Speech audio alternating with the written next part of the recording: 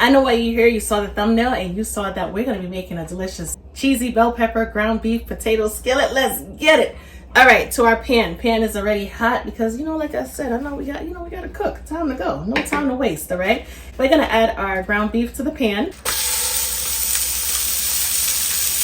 We're going to cook the meat until it's brown. All right, from the looks of things, it seems like everything is perfectly cooked all the way through. At that point in time, we're going to go in with our spatula. All right, let's push everything back and allow the majority of the grease to come forward. This makes a lot more sense. And besides, it's more convenient. Because here's the thing. Imagine if you're cooking with a large cast iron skillet and you try to drain off that excess oil. What? That thing is heavy. Whoa! We got fireworks in December. Alrighty, we are going to go in with our paper towels. And we're going to dab up the majority of the grease. Leaving only a little bit back because we're going to saute our veggies. Alright, that's perfect. Let's lower the flame. And let's add some shallots. Now here's the thing, my love. If you want to add onions, you definitely can. I have a lot of shallots in the fridge that I figure, you know what, let me incorporate them and use them up. Let's also go in with our bell peppers, both red and green. Use whatever you have. If you have yellow and orange, you could definitely rock with that as well. Smelling good so far. If you want to swap the ground beef for, let's say, maybe ground pork, you definitely can, or even ground turkey or ground chicken. That will work perfectly fine. All right, once the onions are translucent, we are going to introduce some garlic to the mix. Incorporate the minced garlic. Let's lower the flame, and it's time to season. Pinch of salt and ground black pepper. We're also going to add some onion and garlic powder. This is a combination of the two. Okay, boom. Let's also add some beef bouillon to step up those flavors. When it comes to the beef bouillon, it goes a far way. You don't have to add a lot. You just don't. Because the seasoning is going to be more than enough if you add too much. Let's add some of my all-purpose seasoning. Okay, boom, boom, boom. And we are done. Stir that on in once again. We got the little sticky bits at the bottom. That's totally okay because once we're done, we're going to be deglazing. Now, here's the thing. If I'm making ground beef, right? And I know for a fact I'm not going to be adding liquid to deglaze the bottom of the pan. What I like to do is just get maybe a 1/4 cup of water and I add it. Not only would that deglaze the bottom of the pan, but it also creates like a simmering effect where it allows the meat to become even more tender while deglazing the bottom of the pan. All right. Now, let's add some smoked paprika before I forget. I want smokiness and I want color. Let's add our tomato paste. Tomato paste is going to give it nice flavor along with color as well. We're going to incorporate it really good. Ground beef is looking edible at this point. Smelling amazing. Let's add our potatoes.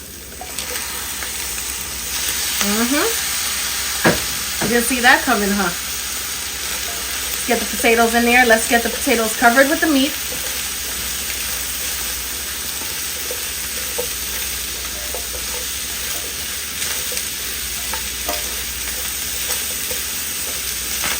When it comes to like the stirring tools or stirring apparatus, use whatever makes you feel comfortable. I like to stir with the tongs. That's just what I do, okay? If you want to stir with a spatula or a wooden spoon, you could definitely rock out like that as well. All right, seems like everything is situated. Let's deglaze.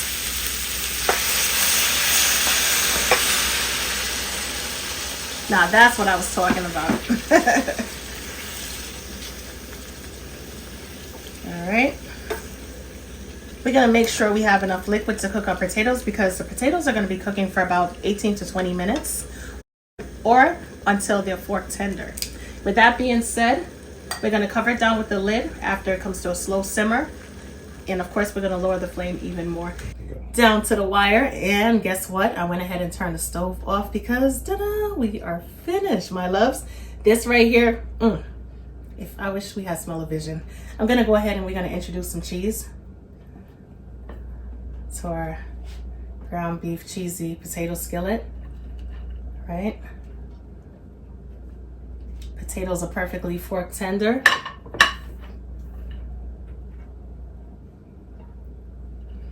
And this is just a cheddar and mozzarella blend. Add whatever you prefer, whether it be pepper jack and smoked Gouda. That works out well as, you know, like I said, as a preference, whatever you prefer. Obviously, you can do it like this and place the lid on top and the cheese would melt, or you could go after super cheesy deliciousness and basically incorporate the cheese throughout the skillet.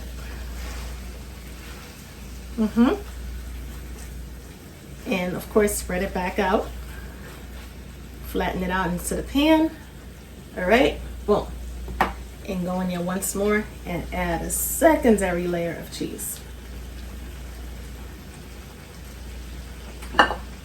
At this point in time, you could turn your stove top off because the steam from the potatoes is going to melt the cheese.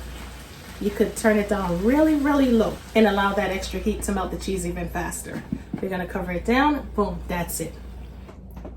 So that smile on my face, that's because we are finished. Yay! This is gorgeous, to say the least. All right, we're going to go in with some parsley. If you have chives, you definitely could add chives. If you want a little spicy element, maybe some red chili flakes with some jalapenos. That's not a bad idea either. Whether it be jarred pickled jalapenos or even fresh jalapenos. Just remember to remove those seeds. You know what I mean? All right, let's see what we have here. Look at the perfectly melted cheese. This is gorgeous. So gorgeous, I don't want to dig in. Look at the cheese pool. Wow. Okay. See the difference when you incorporate the cheese throughout the skillet? How beautiful that is. You get the ultimate cheese pull versus just having the cheese on top. All right, my loves. I wish I could share this with you, but you know what? Just make the recipe, I guess, right? All right, let's see what we're working with right here. Cheese pull is like never ending.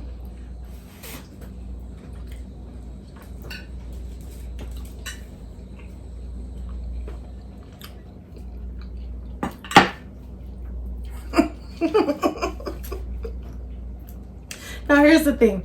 I made the baked casserole earlier, right? And this is obviously the skillet version.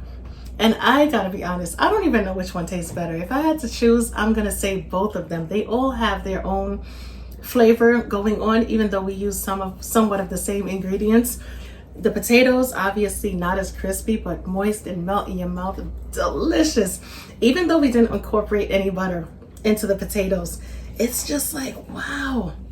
Soft, tender, and beautiful. And something about it, it's just like really, really creamy, as if you added butter.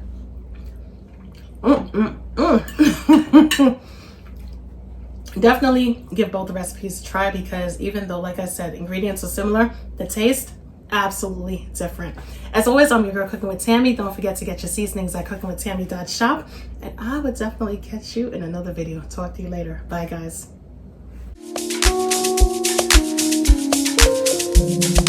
Close into my dream.